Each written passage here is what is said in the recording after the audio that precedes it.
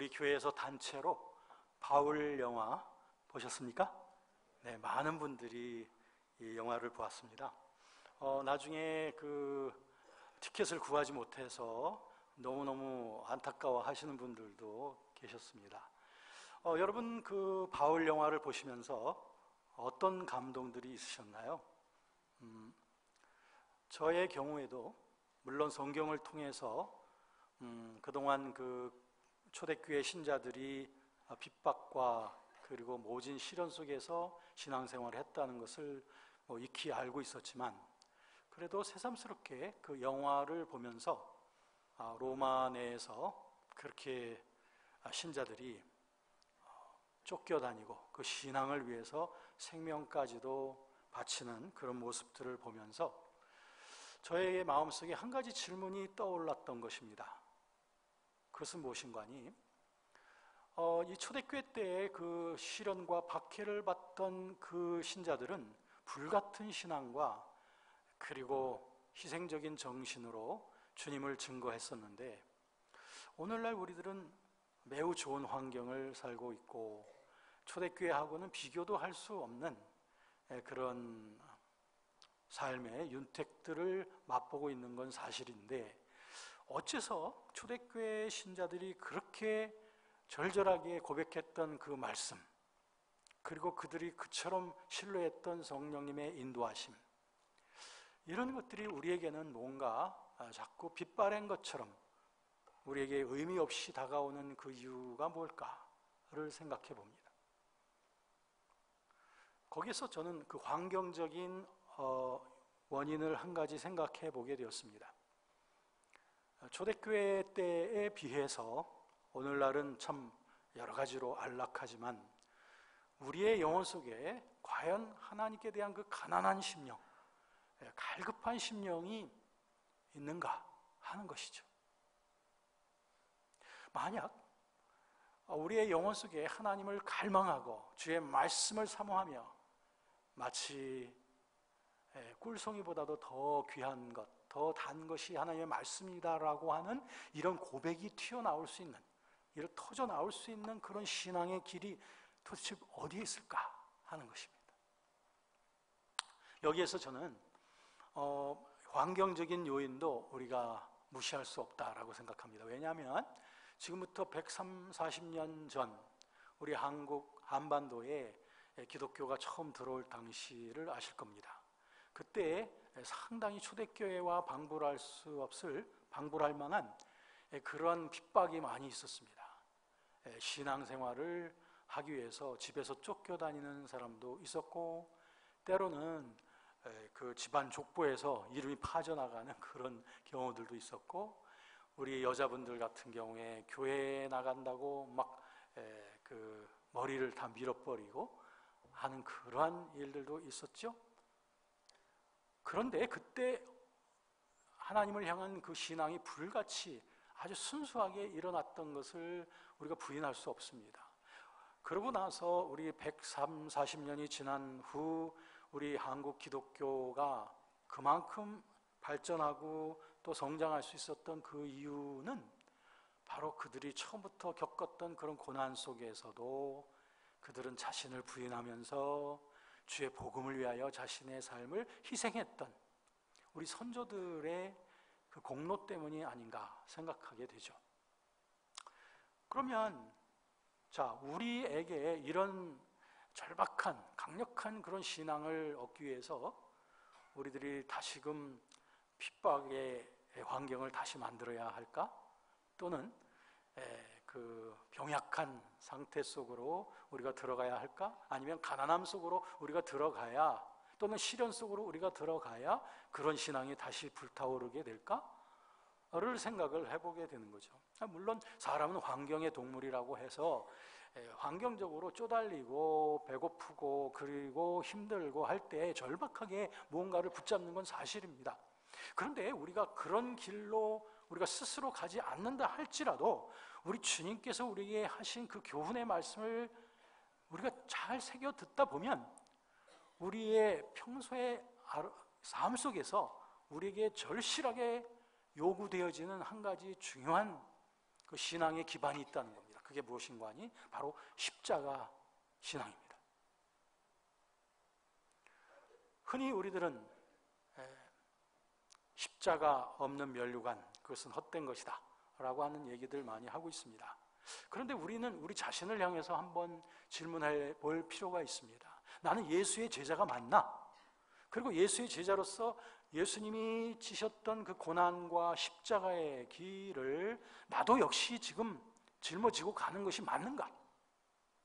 아니면 명목상의 크리스찬으로서 이름은 있지만 내 영혼 속에 절절한 그 십자가가 없는, 혹시 그런 반쪽짜리 크리스찬은 아닐까라고 하는 생각을 해보게 되죠. 여러분 자신을 향해서 한번 그런 질문을 해볼 필요가 있어요. 나에게 십자가가 있는가? 예수님이 함께 하셨던 그 십자가의 고난, 십자가의 그 정신이 나에게 있는가 하는 거죠. 이와 같은 십자가의 정신을 우리는 순교적 신앙이라고 말할 수 있습니다.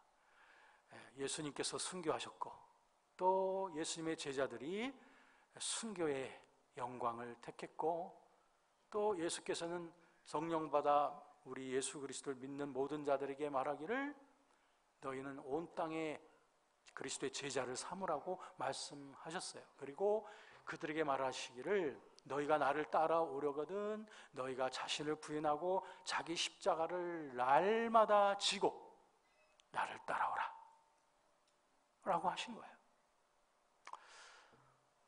사실 우리들에게 분별력을 잃어버릴 때가 참 많습니다. 너무 호화스러운 기독교, 그리고 번영의 기독교, 그리고 축복의 기독교, 잘 되는 기독교, 영혼이 잘 되면 몸도 건강해야만 되고 영혼이 잘 된다면 그리고 모든 범사도 다 잘 되어야만 하는 그런 번영의 기독교. 과연 이 기독교의 모습과 우리 주님께서 애당초 제자들에게 말씀하시고 본을 보여주셨던 그 기독교의 모습은 얼마나 많이 다른지 몰라요. 우리는 이런 그 교회와 기독교의 그런 전통 속에서 살다 보면 무엇이 참인지 무엇이 참된 복음인지를 우리가 분별하지 못할 때가 많습니다. 그럴 때 우리를 참된 복음의 본질을 보여주게 되는 것은 바로 말씀밖에 없어요. 이 말씀 속에서 우리들은 기독교의 본질이 무엇이며 예수님이 우리에게 오라고 따라오라고 하신 그 길이 어떤 길인지를 다른 어떤 것을 의지해서도 우리들은 알 수 없습니다. 오직 이 말씀을 통해서 우리들은 그 길을 찾을 수가 있는 거예요.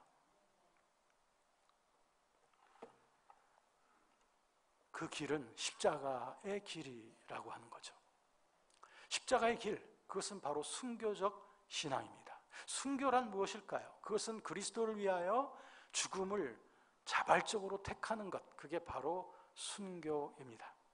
다시 말하면 안 죽을 수도 있지만서도 그리스도의 이름을 위하여, 그분의 명예를 위하여, 그분의 복음을 위하여 죽음을 스스로 택하는, 이것이 순교인데요. 이것은 좁은 의미에서의 순교라고 말할 수 있어요. 이것은 하나의 적색 순교라고 말할 수 있죠. 핏부림의 순교입니다.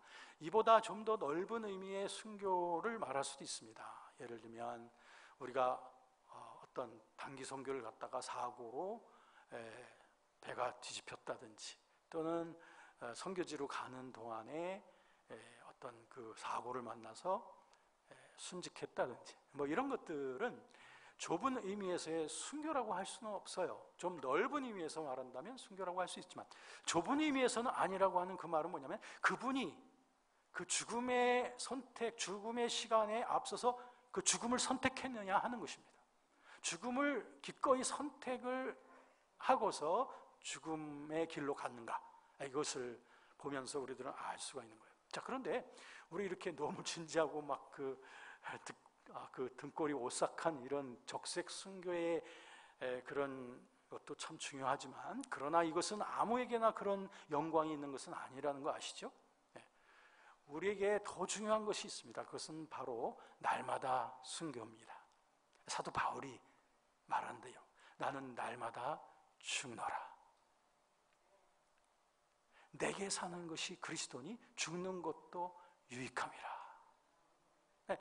자, 이와 같은 담대한 그 순교적 삶의 고백이 사도 바울에게는 거듭난 이후 아주 충만했던 것을 보게 됩니다. 사도행전 20장에도 보면 사도 바울의 담대한 고백이 거기 나옵니다.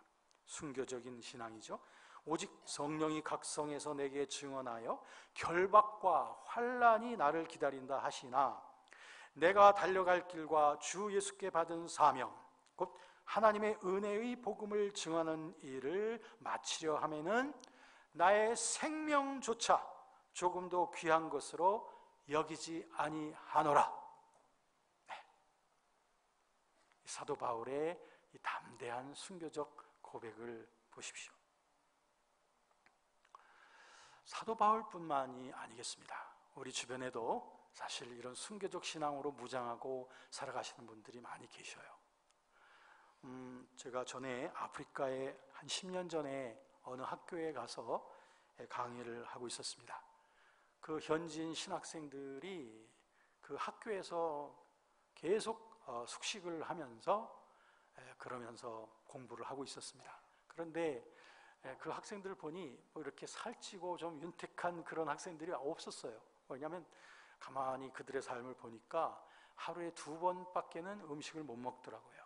그런데 그 먹는 음식도 보니 점심시간에 조그만 접시에다가 그 옥수수죽을 뭉쳐놓은 거에다가 그다음에 조그만 베드로 고기와 같은 아주 조그만 고기 하나 구워가지고 그래서 야채 짭짤하게 해서 그래서 그 야채로 밥을 이렇게 뭉쳐가지고 먹습니다.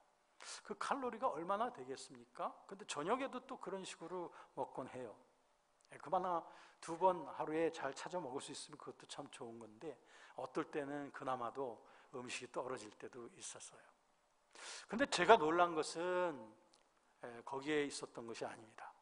제가 정작 놀랐던 것은 이 학생들이 기숙을 하면서 한 달에 한 번 정도는 2박 3일 정도를 금식을 하는 거예요. 물도 먹지 아니하고 금식하면서 누워있는 게 아니라 그 금식을 하면서 공부를 계속하는 거예요. 그래서 굉장히 감동을 받았죠. 그런데 또 제가 감동받은 것은 뭐냐면은 그 학생들이 졸업하기 전에 한 가지 전통이 그 학교에 만들어져 있다는 겁니다. 그건 뭐냐면 선배로부터 자발적으로 이어져 온 그 전통이 뭐냐면 졸업하기 전에 21일 동안 금식 기도를 하고 무장을 해서 나가는 거예요. 자, 저는 그곳에 제가 선교를 한다고 갔지만 사실은 제가 선교를 당했습니다. 그분들의 그 절절한 순교적 신앙의 모습을 보고 저는 100마디 말로도 받을 수 없는 큰 감동과 한편으로는 저 자신에 대한 부끄러움을 맛보게 됐던 겁니다. 나는 번영 신앙의 노예가 된 것은 아닐까라고 하는 그 부끄러움이 저를 강타했던 거예요. 이어지는 일이 있었습니다. 제가 그 후에 몇 달 후에 이제 멕시코 쪽에 가서 한 달 동안 멕시코에 있는 그 현지인들에게 이제 말씀을 전했었는데요. 그때 저를 통역해 주었던 멕시코 목사님 한 분이 계셨는데 그분이 한 달 동안 저를 통역을 해주기로 했던 거예요. 그런데 이분이 처음에는 이분의 그 얼굴도 윤기가 있고 그랬는데 이상하게 한 주 지나고 2주 지나면서 이 사람이 점점 수척해지는 거야. 그리고 점심시간이 됐어도 같이 식사를 안 하는 거예요. 슬쩍 빠져나가는 거예요. 그래서 물어봤죠. 아니 왜 점심을 안 먹습니까? 그랬더니 점심 안 먹습니다. 그랬는데 자초지종을 알고 보니까 이분이 제가 아프리카에서 있었던 그 얘기를 듣고 저의 강의를 통역하기 시작한 바로 그날부터 21일 동안 금식을 시작한 거예요. 그래서 금식하면서 통역을 하게 된 거예요. 그래서 그분이 말씀하는 것은 자기가 죽어도 자기의 이러한 그 연약한 자신을 사용해서 이 멕시코 땅에 부흥이 온다면 자기는 십자가를 져도 좋다라고 말하면서 저에게 큰 도전을 주었던 거죠. 어쩌면 이와 같은 사역자들의 경우는 좀 특수한 계층이라고 그렇게 생각하십니까? 그러나 우리 주님께서는 특별한 목사님들이나 선교사님들에게 이런 순교적 신앙을 요구한 것이 아니라 그리스도 예수의 이름으로 그분의 죽으심의 그 대가로 말미암아 구원받고 그분의 생명을 그리스도와 함께 나누고 있는 우리 모든 그리스도인들을 향하여 우리 주님께서는 말씀하시는 거예요. 나를 따라오라. 그리고 자신을 부인하고 자기 십자가를 날마다 지고 나를 따라오라. 사도 바울을 보십시오. 그는 제자들에게 그렇게 말했습니다. 내가 그리스도를 본받는 것처럼 너희도 나를 본받는 사람이 되라. 그 말씀하십니다. 예수님께서도 말씀하셨죠? 너희가 내 길을 따라오게 하려고 내가 너희에게 본을 보였다. 나의 발자취를 따라오라고. 저는 이 십자가 신앙 앞에 저 자신의 모습이 비춰질 때 한없는 부끄러움을 맛보게 되지 아니할 수 없었습니다.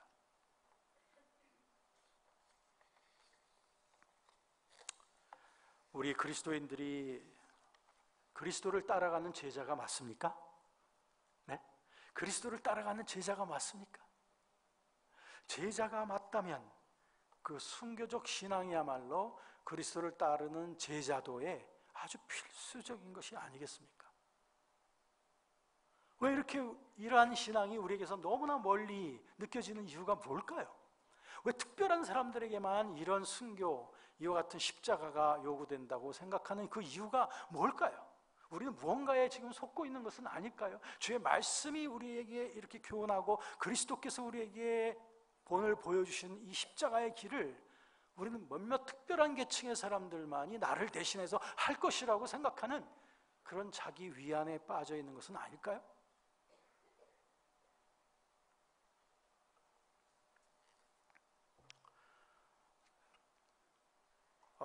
전에 필리핀의 어떤 지역에 제가 말씀 전하러 가게 됐는데요. 그곳에 가는 그날부터 몸이 아프기 시작했어요. 사실 이제 그 떠나기 전까지 뭐 해야 될 일들이 참 많고 정리해야 될 일이 많아서 좀 무리한 건 사실이었는데요. 그리고 가서 이제 바로 다음 날부터 말씀을 전해야 되는데 아프기 시작한 거예요. 그 아픔이 왜 생긴 건지 잘 모르겠어요. 처음에는 이 가슴이 있는 데하고 등이 있는 데가 막 아프더라고요. 막 피부 발진 같은 것들이 일어나면서 굉장히 아픈데 손을 대지도 못할 정도로 아프더라고요. 그런데 저는 저에게 주어진 일이 있기 때문에 아침 일찍부터 나가서 말씀 전하고 저녁까지 복음을 전하고 돌아오는 것이었습니다. 그러면 저녁에 오게 되면 몸이 너무너무 아파서 누울 수가 없는 거죠. 왜냐하면 누웠다 하면은 등의 그 발진 때문에 도저히 등을 댈 수가 없었습니다. 그래서 저는 그냥 앉아서 잠을 자기 시작했죠. 그러다가 뜬 눈으로 거의 새벽을 맞이하게 되면 또다시 채비를 하고 또다시 나가서 복음을 전했어요. 그런데 놀라운 게 있습니다. 그건 뭐냐면 어째 제 속에서 이렇게 솟아나는 그 생수와 같은 그 기쁨이 있었다는 거죠. 제 몸은 한없이 아픈데도 불구하고 그것을 이길 수 있는 그런 신비로운 그 기쁨이 내게 있더라 이 말이죠. 그 기쁨의 근원이 어디 있을까? 저는 거기에서 베드로전서 4장 14절에 있는 말씀처럼 그리스도의 예수를 위하여 너희가 핍박을 받으면 너희가 복 있는 자로다. 너희에게 영광의 영, 곧 하나님의 영이 너희 위에 계심이라 라고 하는 그런 말씀이 저에게 막 고동을 치더라고요. 또 예수님께서 요한복음 16장 33절에서 말씀하시기를 세상에서는 너희가 환난을 당하지만 담대하라, 내가 세상을 이겼다 라고 하는 이런 말씀들이 저를 크게 위로함으로 말미암아 육체의 고통 정도는 등이 견딜 수 있는 그런 큰 기쁨이 저를 사로잡게 되었던 거죠. 저는 며칠 동안을 그런 고통 속에서 계속 일을 하고 있었는데 나중에 알고 보니까 그게 이제 대상포진이더라고요. 그래서 저는 그때까지 좀 부끄럽지만 대상포진이라는 말을 그때까지 알지 못했었습니다. 그런데 어쨌든 그 큰일 난대요. 자칫하면 큰일 난다고 하더라고요. 어쨌든 한 일주일 정도를 그런 고통과 함께 주님이 주시는 넉넉한 위로로 말미암아 견뎌나갈 수가 있었습니다. 결국에 하나님께서 치유하셨습니다만 그때 제가 받았던 위로는 세상 어디에서도 받을 수 없는 그 큰 위로가 제 가슴 속에 막 폭포수처럼 흘러 넘쳤던 거죠. 누가 이런 위로 속에 살 수 있을까요? 그것은 십자가입니다. 그리스도와 함께 그 길을 가기를 결단하며 날마다 우리의 범상한 그런 삶 속에서도 나는 그리스도와 함께 살아간다, 그리스도와 함께 십자가를 지고 간다, 내 안에 그리스도께서 사시며 그리스도와 함께 나는 십자가에서 죽었다 라고 하는 그런 고백으로 하루하루를 지속적으로 그 고백 속에 살아가는 자들, 이런 자들 결코 세상이 이들을 넘어뜨릴 수 없을 줄로 믿습니다. 여러분 세상에 행복이 어디 있을까요? 만족이 어디 있을까요? 끝없는 만족, 끝없는 기쁨의 근원이 어디 있을까요?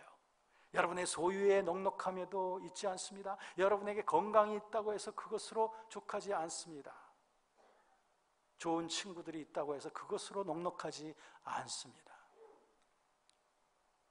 저와 여러분들을 항구적으로 지속적으로 끊임없이 내 영혼 속에서부터 샘솟아 오르는 생수의 강처럼 우리를 만족해 하며 기쁘게 하며 담대하게 하며 나를 주의 향한 사랑으로 넘치게 하는 바로 그 원동력, 그것은 바로 십자가입니다.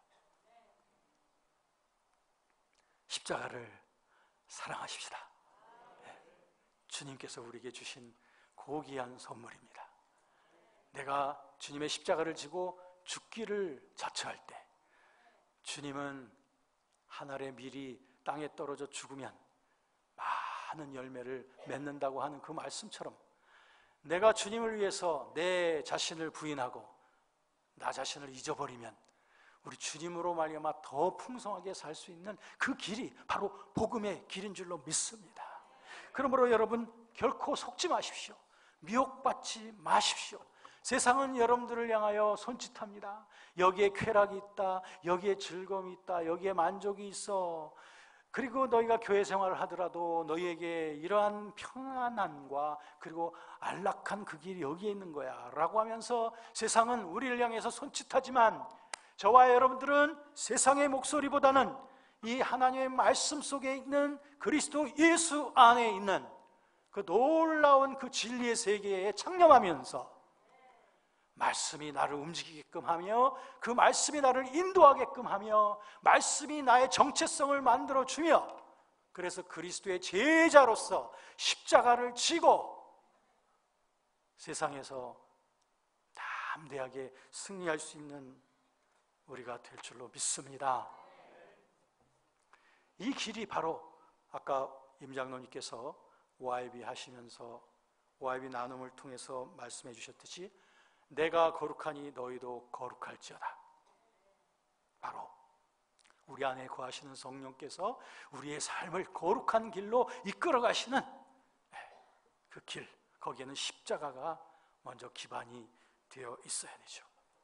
여러분 오늘 여러분과 제가 읽어보신 갈라디아서 5장 24절 말씀이 얼마나 우리에게 확연하게 그리스도의 십자가의 죽음 속에 나의 죄성과 욕심이 같이 못 박혀 죽었다고 하는 사실을 얼마나 확연하게 드러내주고 있습니까? 이것은 진리입니다. 이것은 사실입니다. 그리스도 예수 안에 우리가 살고 있는 것이 사실이라면, 그리스도의 죽으심에도 우리가 함께 있는 것이 사실이라면, 우리의 옛사람과 우리의 정욕과 우리의 자아중심적인 삶은 그리스도 예수와 함께 십자가에 못 박혀 죽은 것이 사실인 줄로 믿습니다. 네, 이 사실 앞에 우리가 결코 흔들릴 이유가 없습니다. 날마다 이 사실을 고백하는 거죠. 나는 그리스도와 함께 죽었어. 그러므로 나는 그리스도의 부활의 능력으로 다시 사는 거야. 나의 옛사람은 십자가에서 그리스도와 함께 죽었어. 그러므로 유혹이 다가와도 시련이 다가와도 나는 십자가를 기쁘게 짊어지며 하나님의 말씀 안에서 이 모든 것을 버텨나가는 거예요. 우리의 믿음의 눈이 예수님의 십자가에 고정되어지고 거기에서 흐트러지지 않는 한 우리들은 모든 유혹을 이길 수 있으며, 내가 거룩하니 너희도 거룩하라고 하신 말씀처럼 날마다 그리스도 안에서의 거룩한 성화의 길로 나아가게 되는 줄로 믿습니다. 오늘 갈라디아서 5장 24절 말씀은 그 동사 변화가 능동태로 되어져 있습니다. 네, 다시 말하면 그리스도와 함께 십자가에 못 박혔다라고 하는 수동태가 아니라 못 박았느니라 라고 하는 능동형으로 되어져 있어요. 이것은 무엇이냐면, 내가 그리스도와 함께 십자가에 못 박힌 것은 수동태예요. 맞아요. 우리가 나 자신을 못 박은 게 아니라 그리스도 안에 우리가 있다면 그리스도와 함께 우리는 십자가에 못 박힌 거예요. 그리스도가 못 박힌 것처럼 우리도 그 안에서 못 박힌 거예요. 그런데 이 진리를 적극적으로 능동적으로 고백하면서 살으라는 거예요. 그래서 십자가에 못 박았느니라 라고 하는 이런 적극적 형태의 고백이 나오게 되는 겁니다. 여러분의 삶이, 옛사람이 예수님과 함께 십자가에 못 박혀 죽은 것 사실입니까? 그렇다면 그 사실을 적극적으로 고백함으로 나도 십자가에 나의 옛사람을 못 박았느니라 라고 하는 그런 고백으로 세상을 이기며 유혹을 이기며 거룩한 길로 당당하게 나아갈 수 있는 우리 모든 성도님들 되어지기를 원합니다. 기도합니다.